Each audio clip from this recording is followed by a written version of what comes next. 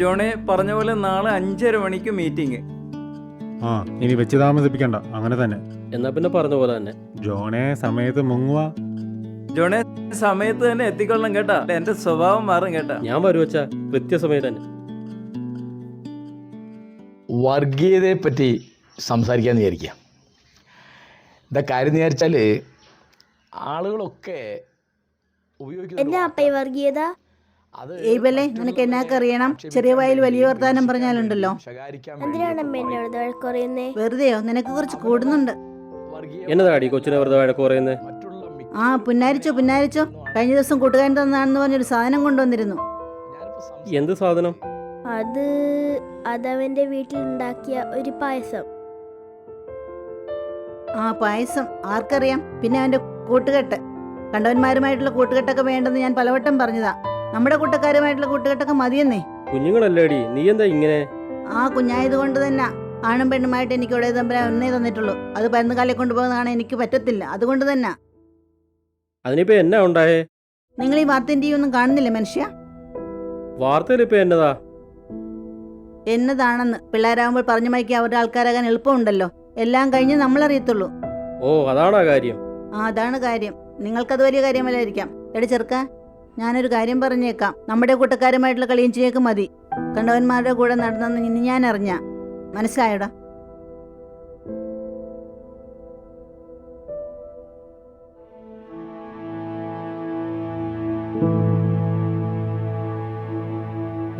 നമുക്ക് കഴിക്കാം. എനിക്കിനി സ്പെഷ്യൽ മുട്ട വറുത്തണ്ട. വേണ്ട, ഞാൻ കഴിച്ചോളാം. ഇവനെന്ത് പറ്റി?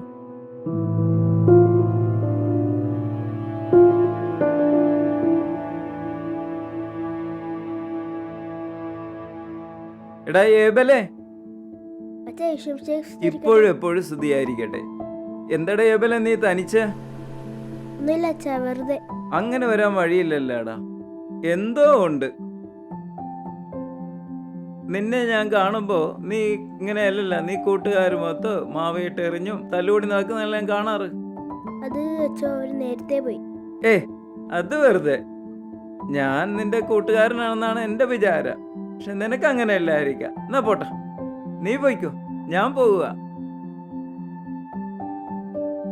അച്ഛാ, എന്താടാ? അതല്ല അച്ഛാ, ഞാൻ അമ്മച്ചി എന്താടാ?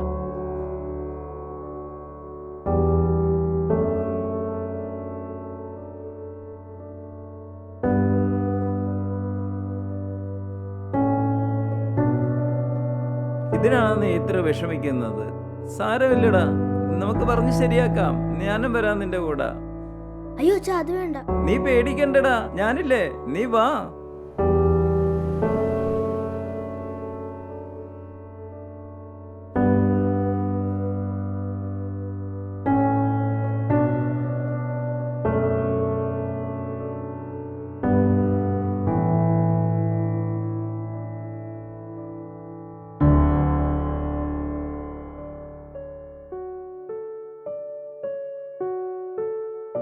അച്ഛോ ഇപ്പോഴും എപ്പോഴും എവിടെ കിട്ടി? വഴിന്നല്ലേടാ? വഴിയുന്നോ? ഇവൻ വല്ല കുസൃതിയും കാണിച്ചോ? നല്ല കൊച്ചു. വാച്ചാ, നമുക്ക് അകത്തോട്ടിരിക്കാം. അച്ഛാ, ഞാനൊരു ചായ എടുക്കട്ടെ? ചായ നമുക്ക് പിന്നെ എടുക്കാം. ആന ഇവിടെ ഇരിക്കും, നമുക്ക് അല്പനേരം സംസാരിക്കാം. ജോണെ, നമുക്ക് മീറ്റിങ്ങിന് ഒരുമിച്ച് പോകാം അല്ലേ? അതെ അച്ഛോ, അതേതായാലും സൗകര്യമായി. കേട്ടോ, കഴിഞ്ഞ ദിവസം ഞാനൊരു പ്രഭാഷണത്തിന് പോയിരുന്നു. ഒരു സംവാദ പരിപാടിയായിരുന്നത്. വിശ്വാസവും ഭക്തിയും സ്നേഹവും തമ്മിൽ. നല്ല വിഷയം അല്ലേ ആനി? അതെ അച്ഛോ. അവിടെ മുതിർന്നവർക്കൊപ്പം കുട്ടികളും ഉണ്ടായിരുന്നു. അതിലേറ്റവും രസകരമായ കാര്യം, മുഴുത്തോന്മാര് പറഞ്ഞതിനേക്കാൾ ഭംഗിയായിട്ട് കുട്ടികളാണ് വചനം വ്യാഖ്യാനം ചെയ്തത്. ഒരമ്മച്ചി പറയുകയാണ്, എന്നെ അങ്ങനെയാണ് വളർത്തിയത്, അതാണ് എന്നെ പഠിപ്പിച്ചത്, അതുകൊണ്ട് ഞാൻ വിശ്വാസിയായത്. അപ്പൊ ഞാൻ ചോദിച്ചു, അതാണോ വിശ്വാസം? അതിന് ഉത്തരം പറഞ്ഞതൊരു മിടുക്കിയായിരുന്നു. അവള് പറയുകയാണ്, ഉറച്ച ബോധ്യമാണ് വിശ്വാസമെന്ന്. അതാണല്ലോ ശരി. അത് അവളുടെ അപ്പനും അമ്മയും അവളെ പഠിപ്പിച്ചതാണെന്ന്. വിശ്വാസം എന്നത് പ്രത്യാശിക്കുന്നവ ലഭിക്കുമെന്ന ഉറപ്പും കാണപ്പെടാത്തവ ഉണ്ട് എന്ന ബോധ്യമാണെന്നല്ലേ ആനി ഹെബ്രായ ലേഖനത്തിൽ പറഞ്ഞിരിക്കുന്നത്. പിന്നെ ഭക്തിയെക്കുറിച്ചായാലോ പലരും പലതാണ് പറഞ്ഞത്. ആനി നീ പറ, എന്നതാ ഭക്തി? അത് ഭക്തി അച്ചു, അത് നമ്മുടെ ദൈവത്തോടുള്ള സ്നേഹം. അതാണോ ജോണേ? എന്ന് ചോദിച്ചാ അതാണല്ലോ. പിന്നെയും ഉണ്ട്. ആനി ഒരു കാര്യം പറഞ്ഞു, ദൈവത്തോടുള്ള സ്നേഹം. എന്നാലും ദിവസവും പള്ളിയിൽ വരുന്ന, സന്ധ്യയ്ക്ക് കുരിശ് വരയ്ക്കുന്ന നിങ്ങൾക്കത് പറയാൻ പറ്റാത്തതേ. ആനി, നീ നിന്റെ കുട്ടിക്കാലം ഒന്ന് ഓർത്തു നോക്കിക്കേ. നിന്റെ അയൽപ്പക്കം, നിന്റെ അധ്യാപകര്, നിന്റെ കൂട്ടുകാര്, നിന്നെ സഹായിച്ചവര്, നീ തിരിച്ചു സഹായിച്ചവര് എല്ലാം ആരായിരുന്നു? എന്നിട്ട് നിനക്കെന്തെങ്കിലും സംഭവിച്ച? തിന്മയോടും ദൈവനിഷേധത്തോടും ഒഴികെ നമുക്ക് ചുറ്റുമുള്ള എല്ലാറ്റിനോടും മമതയും കാരുണ്യവും കാണിക്കുന്നവരാണ് യഥാർത്ഥ ഭക്തർ. സത്യവിശ്വാസത്തിൽ നിന്നും അകമഴിഞ്ഞ ഭക്തിയിൽ നിന്നുമാണ് യഥാർത്ഥ സ്നേഹം ജനിക്കുന്നത്. നിന്റെ നാഥന്റെ സ്നേഹത്തിൽ വെറുപ്പില്ല, മാറ്റി നിർത്തലില്ല. ഉപാധികളില്ലാതെ, അളവുകളില്ലാതെ, അതിരുകളില്ലാതെ അവൻ നമ്മെ സ്നേഹിക്കുന്നു.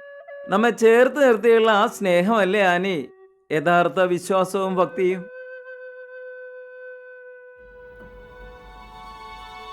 മനസ്സിലായിച്ചു.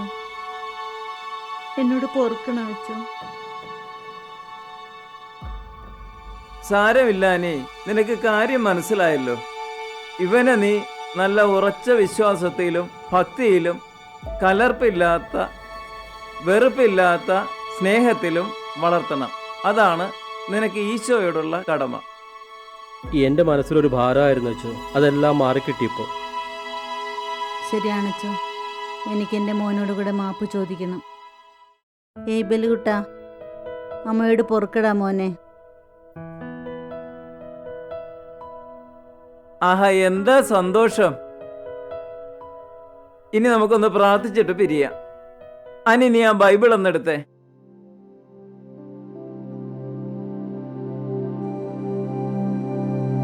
അനി, കണ്ണടച്ചൊരു പേജ് എടുത്തേ.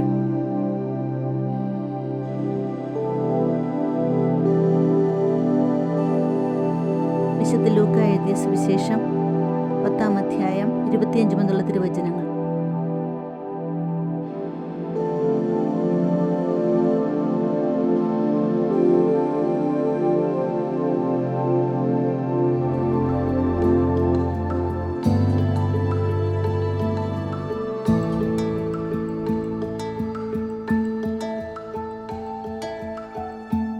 ജോണേ, ഇപ്പൊ തന്നെ വൈകി, ഞാൻ ഇറങ്ങുക. ജോണ് വന്നേര് പള്ളിയിലോട്ട്. ശരി അച്ചു.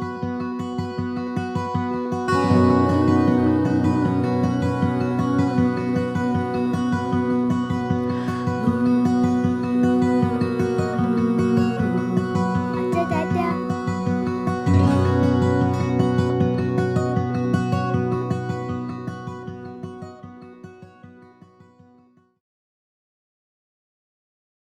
ജോൺ എന്നാ പണിയാ കാണിച്ചത്? ഇന്നലെ തന്നെ എല്ലാം പറഞ്ഞ് ഏൽപ്പിച്ചതല്ലേ. സമയത്ത് വന്നുമില്ല, ഫോൺ വിളിച്ചിട്ടോട്ട് എടുക്കുന്നുമില്ല. അല്ല പേര് അച്ഛൻ. ആ അച്ഛൻ എന്നെ പറയാം, ബാക്കിയൊന്നുമില്ല. അച്ഛൻ എവിടെയാ? ആ അച്ഛനും കമ്മിറ്റിക്കാരും മേടയിലുണ്ട്. അച്ഛനല്ല.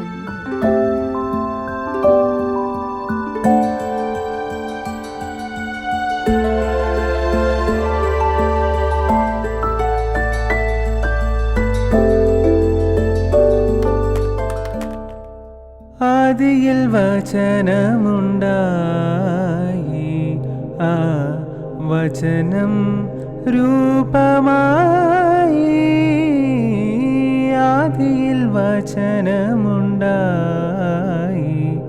ആ വചനം രൂപമായി. ആദിയിൽ വചനമുണ്ടായി.